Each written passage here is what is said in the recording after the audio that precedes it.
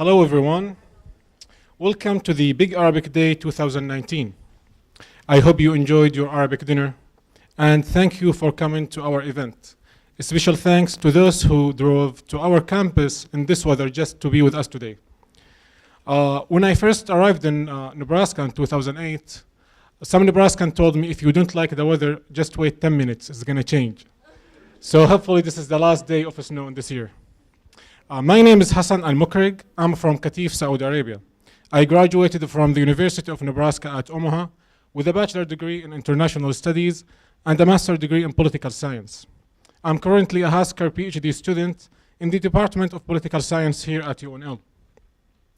Again, welcome to the annual day of the Arabic Studies program. Every year, we meet with the students, faculty, and community friends of the Arabic Studies program to celebrate our student journey of learning Arabic. There are many achievements and our growing program. 2018 was especially rewarding. The Arabic Studies program welcomed Ahmed Hassan, who joined us from Egypt as a Fulbright teaching assistant. We continue working with the Big Ten Digital Islamic Curriculum desk. We had Sajjad Al-Hassan as our desk student intern. Yasin Rafisa, who created the amazing event flyer for today, continues to teach first year Arabic. And of course, Professor Abla Hassan shared one section of her culture course called Women in the Quran with Rutgers University in New Jersey through DISC, and shared another section with Nazwa University in Oman. This launched Nebraska Global Virtual Project, a new project that offers online virtual exchange opportunities with classrooms across the Middle East. The project was supported by Aspen Institute Stephen Initiative and the United States Department of State Bureau of Education and Cultural Affairs. Many thanks to our event sponsors. We had a full day of events today. Today's long day included Arabic music and signing workshop and an Arabic calligraphy workshop. Many thanks to our sponsors, UNL Department of Modern Languages and Literatures, Department Chair Professor Patty Simpson, the Saudi Arabian Culture Mission to the United States, represented by the Saudi Student Club at UNL, and Middle East Learning and Culture Center. Many thanks to all who made this day possible. Ishaq Al-Tuqi, our program's Arabic calligrapher, Fatima Al-Matrushi, I hope I spelled it right. Okay. The event photographer, Michael Mason, our computer specialist, who speaks fluent Arabic. Right? You do. Barina Gertson, the Old Father financial specialist, Mike Cam, and the wonderful UNL video taping team for their continuous supporting. Finally, the wonderful Arabic student team who volunteered today to help us.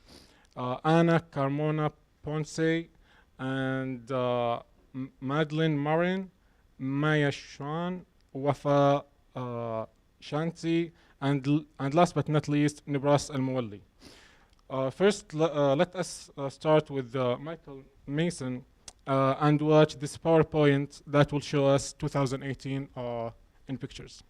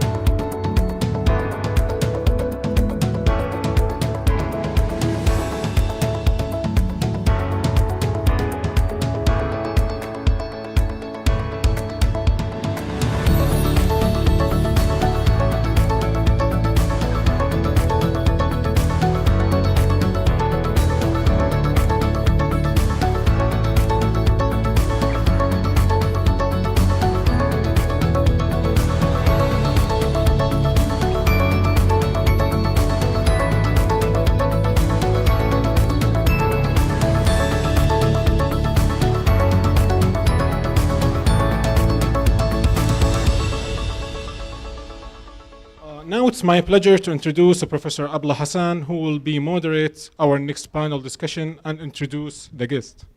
Abla Hassan is an assistant professor of practice. She is a native speaker of Arabic. She teaches Arabic language and culture, and she is the program's undergraduate advisor.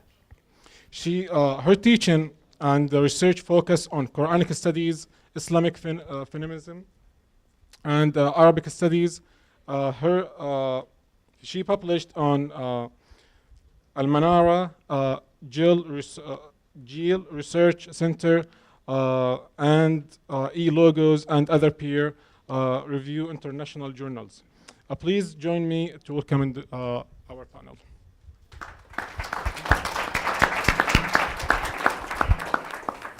I need the mic.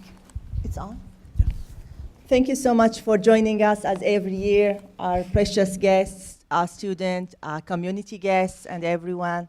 Faculty, thank you for joining us. It's my honor to introduce my awesome panel today. And let me start by our campus guest, Professor Ibrahim Khalaili. Professor Ibrahim Khalaili is a Drake University Arabic professor. He is also the founder and the CEO of the Middle East Learning and Culture Center, the official distributor of Al-Lisan. And Al-Lisan, as my students know, is the book, the Arabic textbook we use here at UNL. I'm introducing my big guest as a professor of Arabic himself, as a native speaker of Arabic, as the CEO of Al-Lisan. And to all these roles today, he's adding another role. He's joining us as a Santa Claus, as UNL Santa Claus, a late one, I would say, although it's still cold, because Professor Ibrahim will be sharing 10 textbooks. We're going to have a raffle at the end of the event, at the end of the panel. So stay around. Maybe you'll be lucky and you will get a free Arabic textbook. So good luck, everyone. Also, I'm honored to introduce Yassine Rafisa. Yassine is a graduate teaching assistant of Arabic language from Morocco.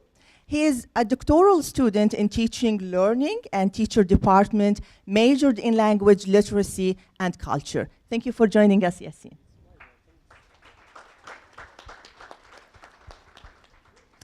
Ahmed Hassan. Ahmed Hassan is a Fulbright teaching assistant from Egypt. He has a BA degree in simultaneous interpretation from the Faculty of Languages and Translation from a very well-known and prestigious university in the Middle East, from Al-Azhar University in Cairo, Egypt. He's a Fulbright scholar teaching Arabic at the University of Nebraska now, and he is a certified English teacher in Egypt. Thank you for joining us, Ahmed. My dear student, Bibian Alvarado. Bibian is a second-year student of Arabic, majoring in political science and global studies. In addition, she's minoring in Arabic, human rights, and humanitarian affairs.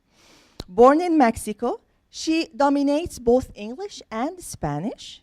Her passion for understanding others and realizing the needs of the community in Lincoln led her to wanting to learn a third language, Arabic. Bibian finds herself enjoying and learning from different cultures and traditions. Thank you so much for accepting our invitation, Bibian.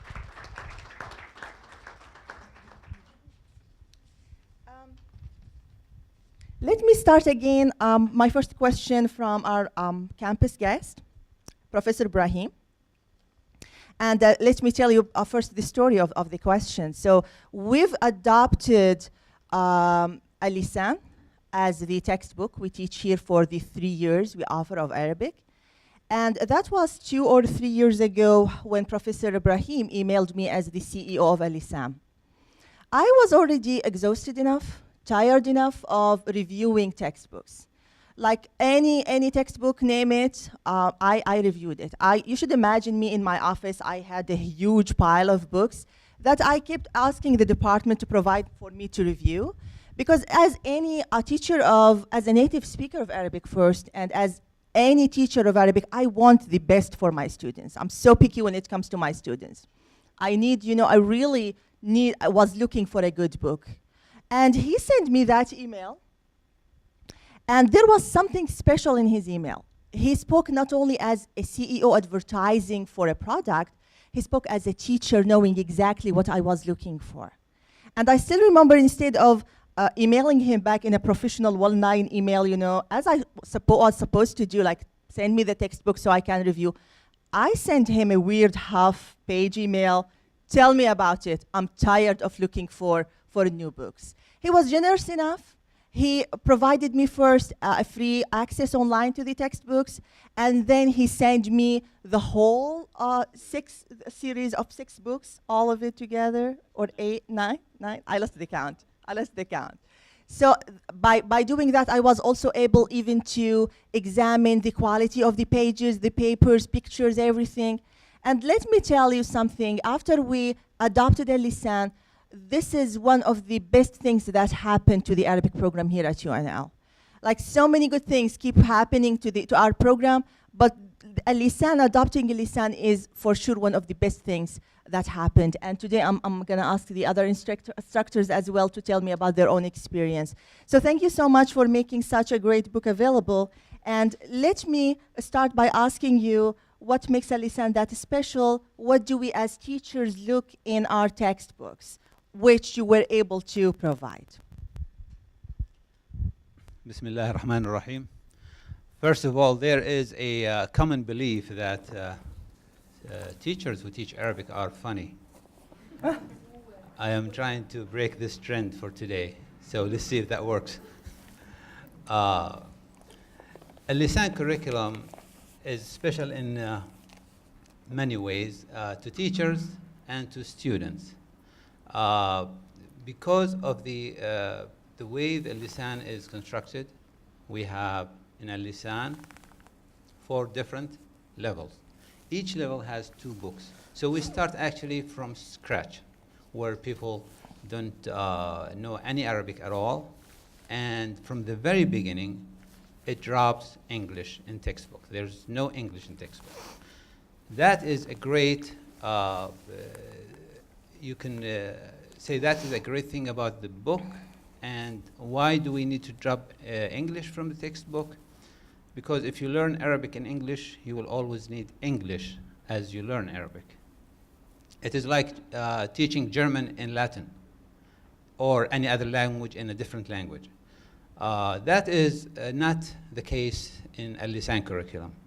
In addition to that, we have an technology integrated in the system with online access to teachers, where they can show in the in TV or in projectors and interact with the students as they go with different exercises, along with a workbook that is only for level 1.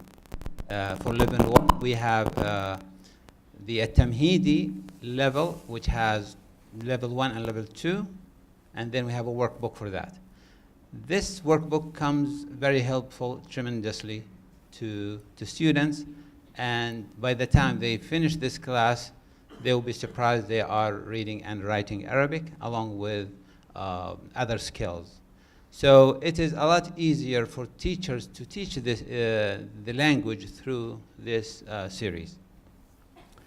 Another important factor that I'm sure Dr. Abla mentioned this or experienced this in firsthand.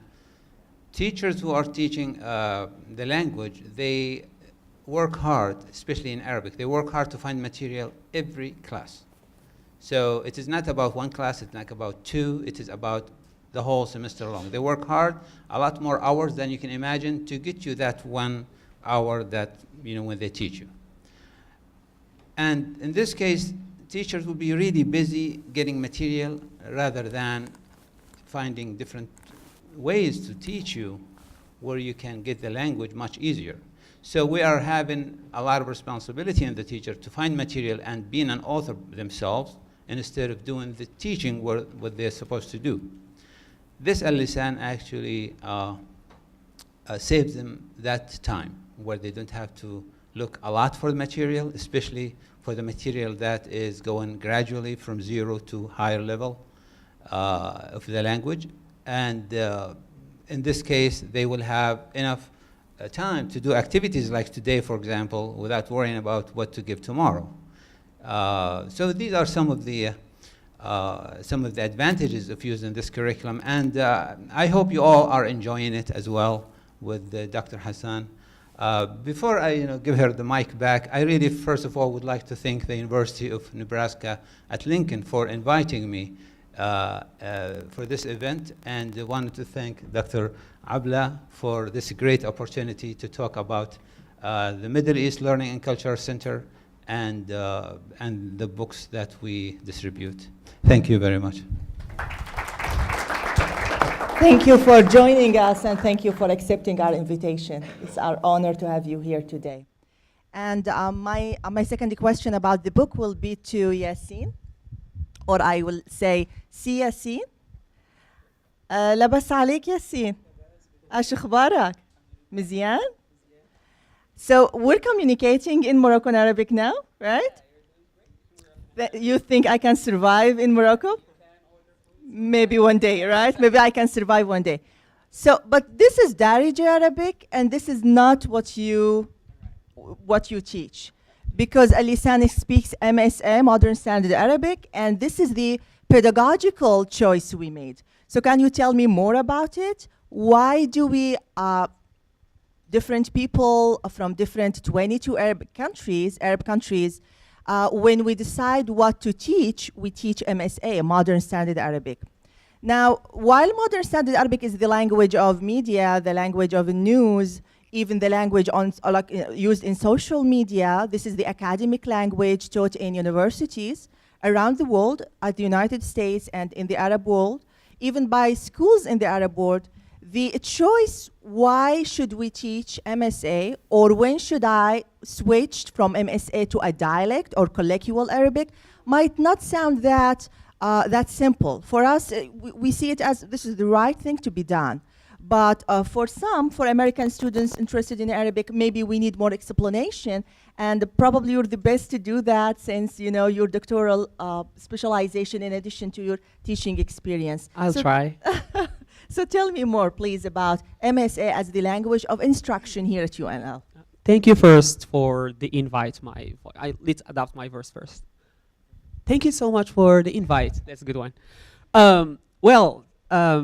So we're talking about Arabic. Teaching Arabic is different from any other language, like teaching English or Spanish or French. Some of us may compare, but it's totally different. In Arabic, it has special status. There is the formal standard Arabic, and there are all these dialects. If we speak in our dialects, we'll speak differently. We will understand each other. They may not understand my dialect very much, but you did great in talking to me in Moroccan Arabic. So North African Arabic is different from Middle Eastern Arabic or Egyptian or Shami Arabic, because it's influenced by French and Spanish and Italian in Libya case. That's why it's a little different. In making decision about what to teach, there should be wise decision. Should we teach students standard, or because I am from Egypt, should I teach them Egypt? That's easier for me because they're gonna just communicate in my native language. I'm from Syria, should I teach them Syrian because it's easier for me? But it's a wise decision to teach and to learn standard Arabic, because it's the lingua franca that connects all these 22 countries that has Arabic as an official language. That's first. Second, the book is in standard, which thank you so much for the efforts to make this book and to put all these resources on this book and make it available for students and for teachers who want to teach the language here in the US, and for all non-native Arabic speakers who want to learn Arabic. So Arabic, as I said, has special status, which is so important. Standard Arabic is the lingua franca. But at certain level, students may want to shift to learning standard. Why? Because standard Arabic, to learn the dialects, one of the dialects, they may need to take choice later, to make a decision, to make a small It's not small. A transition from standard after grasping the rules and mastering the written language, reading it, speaking it, then they may need a transition to a one of the dialects. Like Egyptian dialect is a big dialect, and every Arabic native speaker would understand and communicate with you if you say Izzayak, Alhamdulillah. If you say Izzayak, every person who speaks Arabic would say Alhamdulillah بخير إزيك or وانت تعامل إيه or عامل إيش. I'm speaking Egyptian dialect right now. بخير Alhamdulillah. So that's one thing. And the book made the right choice, and Dr. Abla made the right choice to choose standard Arabic. And what else? Yeah, I think that's it. Thank you so much. And maybe we get, by the end of the panel, maybe more questions from you guys. And now the same question with a different dialect. منورنا النهارده يا أحمد. And this is Egyptian Arabic, but again, you don't use it as an instructor. Yep. And you're coming from a university, from Al-Azhar University, famous for, stressing not only Arabic language, but right pronunciation, like the Quranic language, right? So tell me more about that. Firstly, I'd like to say thank you so much for having me today. And regarding the question, so it's my first time to talk in a mic. So how's my voice like? Yeah, so regarding the question, actually, like why MSA, and about also like using the Quranic language, for me, it was a very good experience and a new experience, actually. And I was, wondering always, how am I going to perform in this role as a teacher? Because I used to be an English teacher before. So it was, for me, I thought that it's going to be an easy job, but actually it turned out to be something really big, just to speak as you should speak as an Arabic speaker. But actually the Egyptian accent or the Egyptian dialect affected that, because for me, I thought that, or I asked myself that question, why I don't teach the Egyptian dialect, and that's it for me. But having this kind of conflict inside myself, I mean, I'm asking a question, and then at the same time, I am kind of confused, like you are confused, you're not knowing exactly what I'm talking about. Yeah, exactly. So we have this dialect, which is my dialect, and then the strong Arabic, which is the one that I used to use or used to have in the college, and then the teaching role. So why all of that is happening? So when I first came here, I asked Dr. Abla about that, and she told me that the best way to teach is to use MSA. And I was partly, honestly, I was partly convinced, but I had to ask other people about that and how this could be in the future for me, like talking this or using this strong dialect or strong Arabic inside the classroom. But of course, after a while, I recognized the following. I recognized that MSA really is the best solution or the best way for people to learn. Why? Because as Dr. Abla mentioned, it is the way to speak, it is the way to read, it is the way to write, it is the way for somebody who wants to give a speech, it is the way or the path that for a person to use in newspapers, to use or in media in general, to understand, to use in the professional life in general. That is why, like, I was convinced that this is really the best way, and I've seen that when I came to apply this in the class. Now my students, I guess, they can read and they can write and they can speak, kind of, yeah, they can communicate. But imagine if that was in the dialect, they only can speak, but they can't write, they can't read, they can't communicate academically.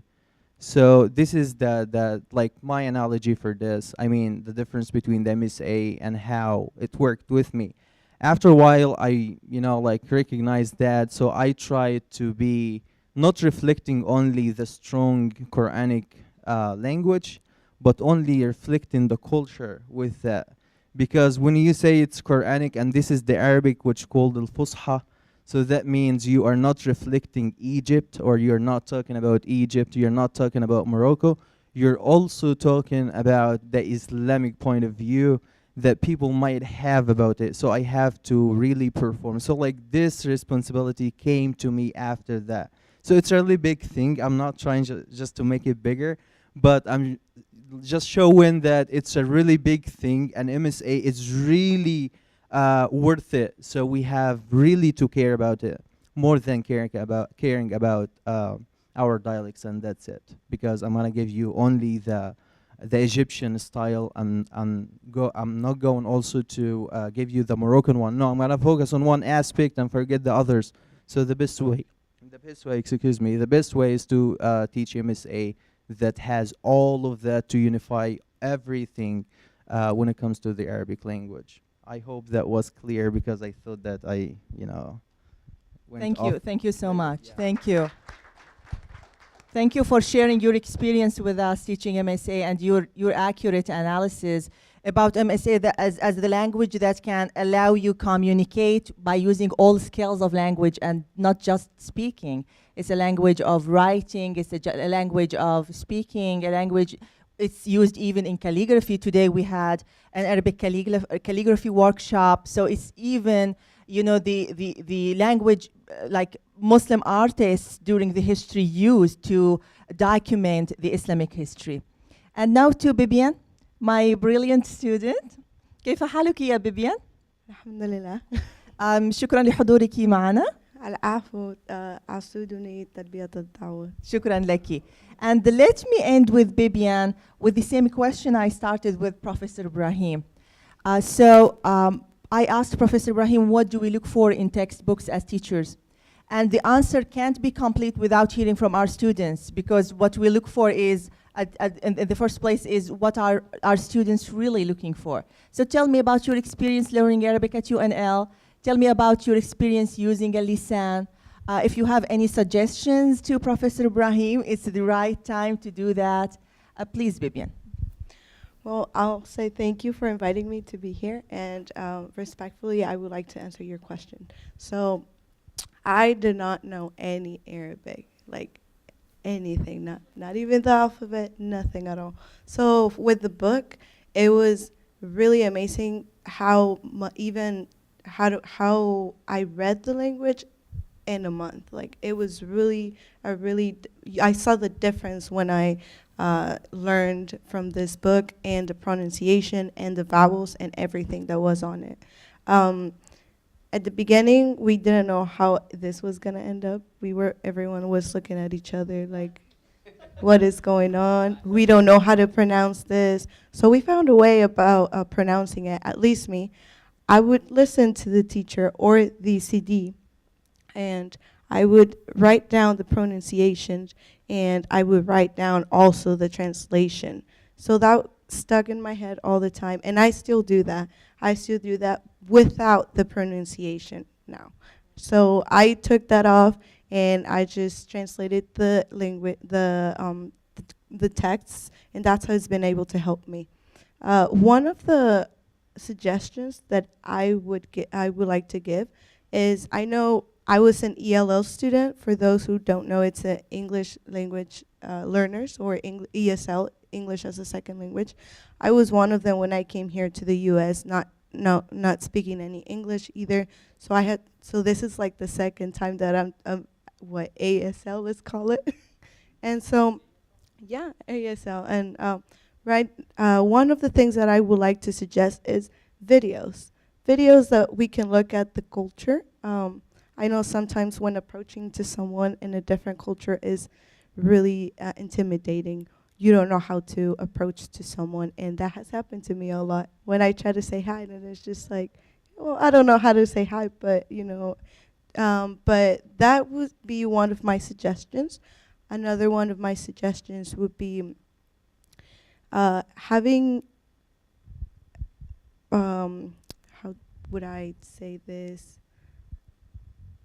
more interactive activities where the students could go online and can't use that every day. They can just pull it out on the computer and just use that for fun and to learn the language. So they can quiz themselves even Yes. at home. Yes. And does that answer your questions? Awesome, perfect. Okay. Thank you so much. Thank you, Vivian. So I'll get more questions from the audience interested in learning Arabic and best strategies to learn Arabic. But let me end by asking my panelists. I have a panel of either brilliant teachers of Arabic or brilliant students of Arabic. So if I ask you to share one secret, one advice in one sentence for people like to learn Arabic, what is the advice? What is the best advice you can give for an accelerated experience of learning Arabic? Thank you very much.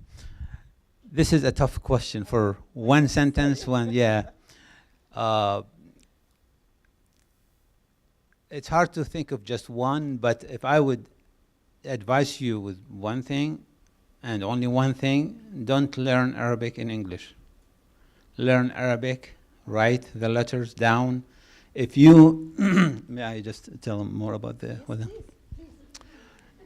if you learn the letter Ba, and you know how Ba looks like, and you know how to pronounce the letter Ba, you don't have to put the English letter B there. Just pronounce the Ba, okay? So it is, that will take you to start being able to pronounce anything you read. So transliteration is a no-no. Thank you. Thank you for the advice. Yassine. Tough question. Right. I would say my voice again. I would say that use like childlike mood when learning languages. Be curious. The little kid is not afraid to fall to learn how to walk. Fall and fall and fall and fall, and they learn how to walk. And they make a lot of mistakes, then they know how to speak later. So it's it's more than one sentence, sorry. But yeah. I tried to make it in very brief sentence, but I could not. Yes, use a childlike mood to learn a language. Be so curious about language and learning new things about it. And never be afraid to make mistakes. Make as many mistakes as you can in language. I made tons of mistakes when I started speaking right now today. I know, but that's the way I speak. No one is perfect, right? That's it.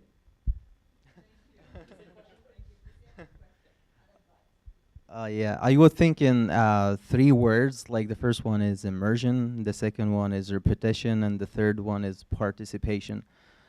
Immersion is like to be really immersed and fully immersed in the language on a daily basis.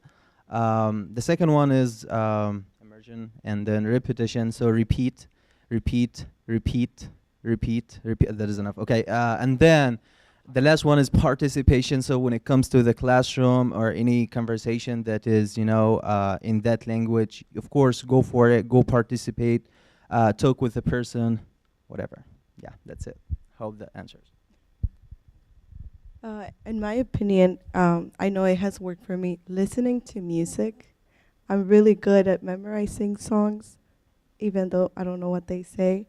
I've memorized a bunch of songs that I don't know what they say, and I play them almost every day when I'm cleaning, when I'm cooking, when I'm doing something.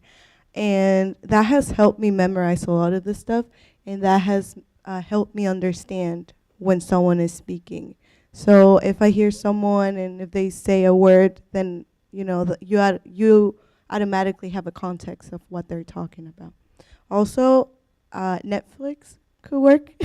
I've been watching Netflix series where they speak Arabic and they have the subtitles, and you're able to pick up other dialects too, which I think it's amazing to do. Thank you. Thank you so much. Thank you. And with this, I'm ending. I'm opening the floor for questions. And stay around for the raffle. We're going to ask our guests to pick the winning numbers. But first, questions, and Hassan will take the questions from audience.